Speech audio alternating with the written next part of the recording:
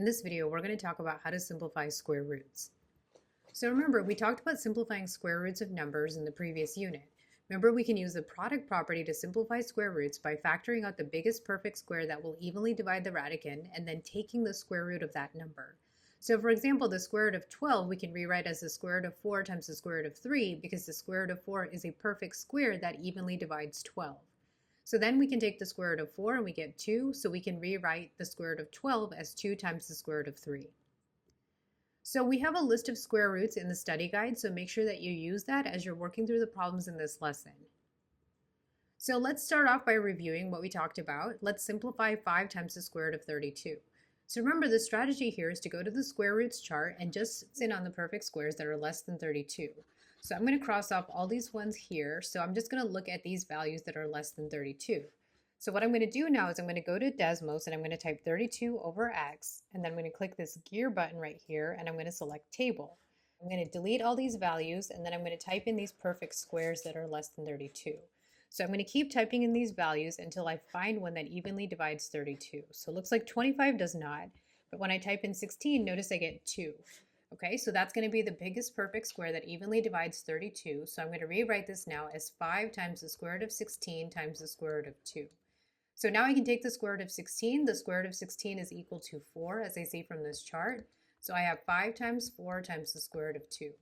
5 times 4 is 20, so this is now going to simplify to 20 times the square root of 2. So now you can go ahead and pause the video and try doing this example on your own. So here you can see that I've rewritten the square root of 72 as 6 times the square root of 2 because I went to my perfect squares chart, and when I typed in all the perfect squares that are less than 72, you can see here I found 36 evenly divides 72. So I'm going to rewrite this now as the square root of 36 times the square root of 2. When you take the square root of 36, you get 6, so this is going to become 6 times the square root of 2. So now we're going to take this one step further and figure out how to simplify square roots that have variables in them. So remember, when we're taking the square root of something, we're actually undoing a square. Like that's why the square root of 4 squared is equal to 4.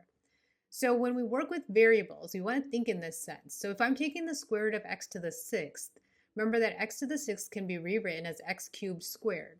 The reason that works is because 3 times 2 is equal to 6. So remember that property we have when we talk about exponents. If we take the power of a power, you multiply the exponents. So when I take the square root of x cubed squared, that square root and square undo each other and I'm left with just x cubed. So how do you know by looking at a variable if an exponent is a perfect square?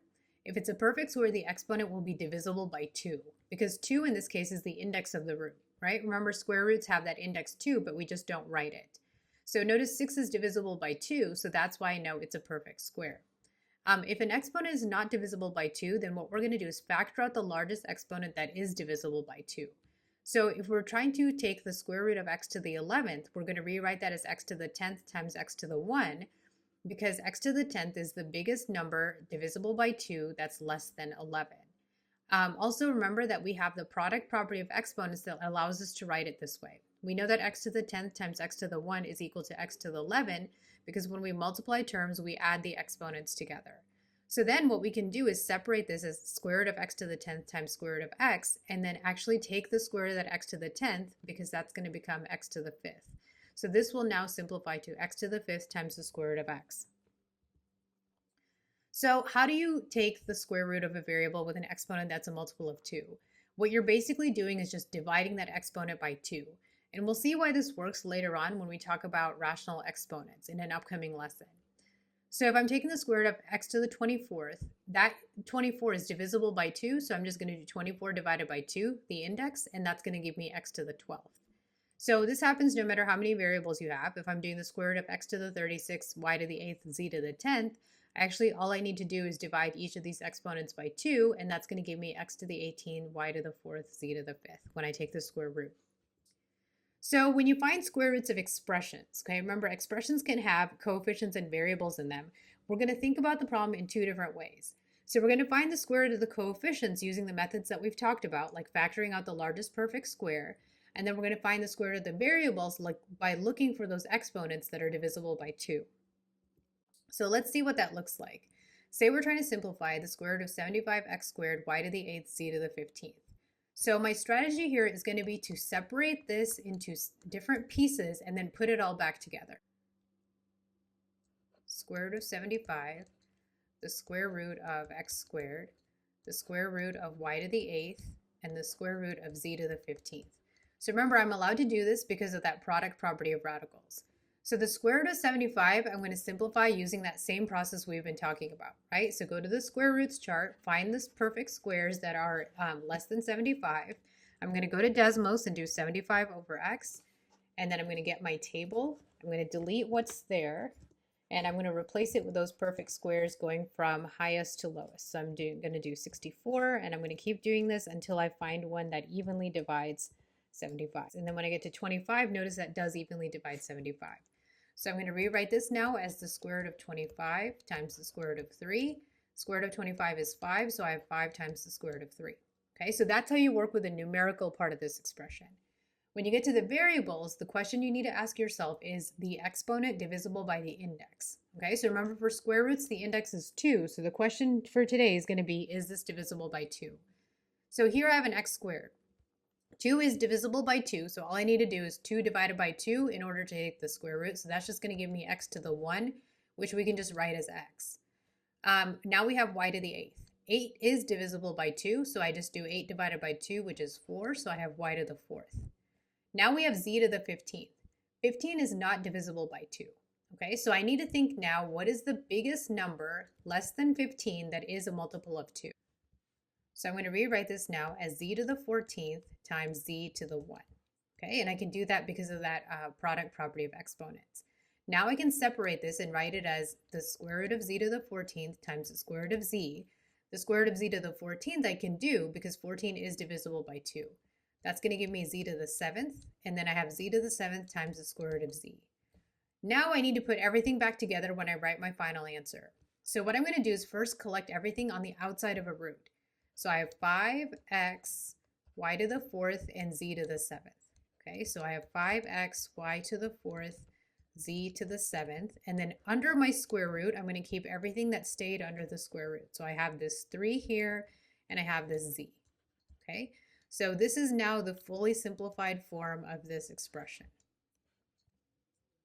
So now let's try this example. Here we have 3 square root of 192, x to the 5th, y to the 9th. So once again, I'm going to start off by separating it out. So I have 3 square root of 192, and then I have the square root of x to the 5th, and I have the square root of y to the 9th. So first, let's simplify this 3 square root of 192. I'm going to leave the 3 alone, but then I'm going to write the 192 as a product of a perfect square and another number. So let's go to our chart and find all the values that are less than 192. So we have all of these numbers here. So I'm going to go ahead and go to Desmos and type 192 over x. And then I'm going to go ahead and create my table. I'm going to delete all these values and then type in all those perfect squares. So I have 169.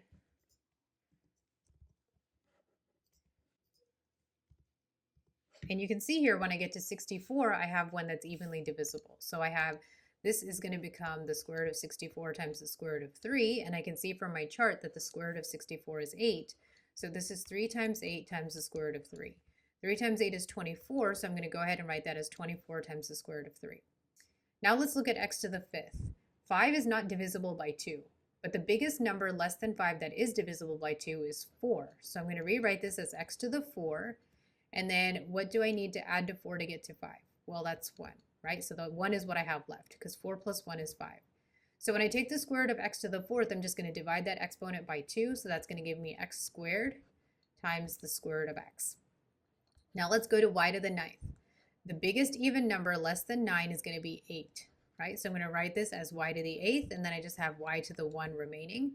The square root of y to the 8th is going to become y to the 4th, because 8 divided by 4 is 2, and that's going to leave a square root of y.